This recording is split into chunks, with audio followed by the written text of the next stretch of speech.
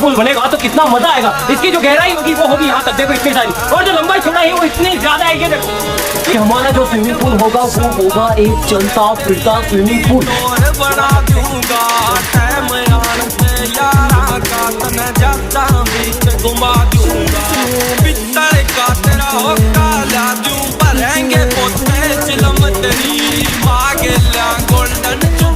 तो गाइस यार फाइनली हमारा जो चलता फिरता स्विमिंग पूल है अभी वो भर गया है, ये देखो।